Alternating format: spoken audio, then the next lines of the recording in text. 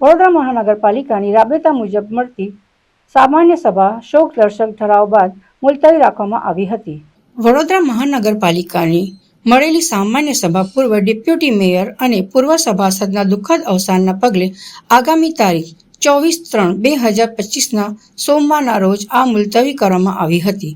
મહાનગરપાલિકાના પૂર્વ deputy mayor અને સભાસદ ડોક્ટર નીરુબેન પટેલ, પૂર્વ સભાસદ જસવંતસિંહ ચૌહાણ અને પૂર્વ સભાસદ અતુલભાઈ અમીનનું ગત દિવસોમાં દુઃખદ અવસાન નીપજ્યું હતું, જેના કારણે આજરોજ મળેલી પાલિકાની સામાન્ય સભા સદગતના માનમાં 2 મિનિટનું મૌન પાળી આગામી તારીખ 24/3/2025ના રોજ પર મુલતવી રાખવામાં આવી છે.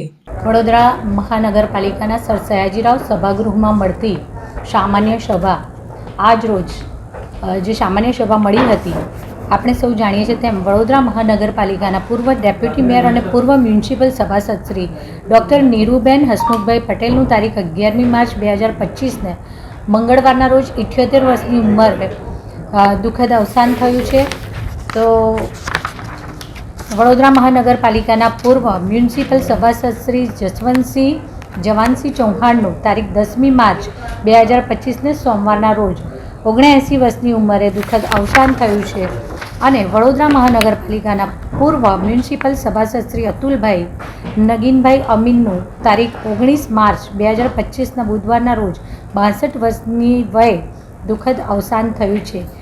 વડોદરા મહાનગરપાલિકાની પરંપરા અને પ્રણાલિકા મુજબ જ્યારે કોઈ પૂર્વ સભાસદ શ્રી કે પૂર્વ પદાધિકારી આમાંથી કોઈ પણ જ્યારે આ દુનિયામાંથી વિદાય લે છે ત્યારે તેમના માનમાં 2 મિનિટનું મૌન પાળી અને સભા મુલતવી રાખવામાં આવતી હોય છે. આજની આ સભા 24 માર્ચ 2025ના રોજ ફરી મળવા માટે 2 મિનિટનું મૌન પાળી સદગતોના આત્માને ઈશ્વર શાંતિ અર્પે એવી પ્રાર્થના સૌએ સાથે મળીને કરી અને તારીખ 24 માર્ચના રોજ ફરી મળવા પર આજની સભા મુલતવી રાખવામાં આવી.